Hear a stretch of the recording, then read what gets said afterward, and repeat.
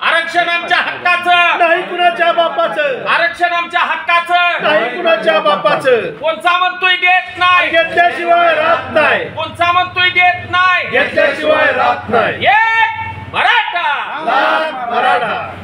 बोला.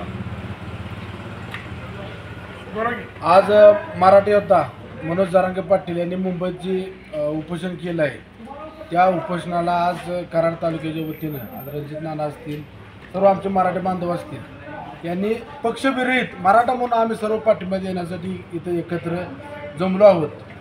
आज असे समजतं की हैदराबाद गॅजेट लागू होणार आहे.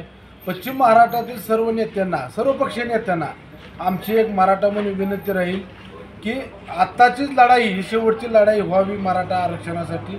मराठा समाज हा सुद्धा आता गरीब समाज झालेला आहे. आज मुलांची लग्न होत नाहीत, नोकऱ्या नाहीत, भयंकर परिस्थितीतून मराठा समाज जात आहे. दुसऱ्या कोणत्याही समाजाविषयी आम्हाला द्वेष नाही, परंतु आज आमच्या मुलांनाही न्याय मिळाला पाहिजे. यासाठी आमच्या सर्व मराठी नेत्यांनी आज मनोज जरांगे पाटील साहेबांना पाठिंबा द्यावा. या निमित्तानं आम्ही सर्व मराठा बांधव सर्वांना विनंती करतो.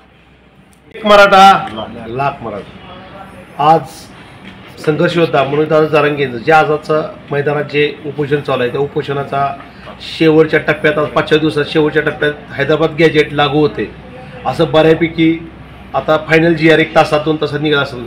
तर या पश्चिम महाराष्ट्रातील सर्व नेत्यांना जाहीर आव्हान करत आहे, सर्व नेत्यांना, सर्वपक्षीय नेत्यांना, की तुम्ही पश्चिम महाराष्ट्राची भूमिका, तुम्ही नेते आहात, तुम्ही आमदार पदं भोगल्यात, तुम्ही आज या मराठ्यांना त्यात भरडत न ठेवता तुमची भूमिका लवकरात लवकर स्पष्ट करून आमासनी पश्चिम महाराष्ट्राला सातारा गॅजेट लागू करायला जेवढा न्याय देता येईल तेवढा द्यावा एवढीच विनंती करतो. गोरगरीब जनतेला आणि या मराठा समाजाला यातून न्याय मिळावा एवढंच बोलतो, थांबतो. एक मराठा लाख मराठा.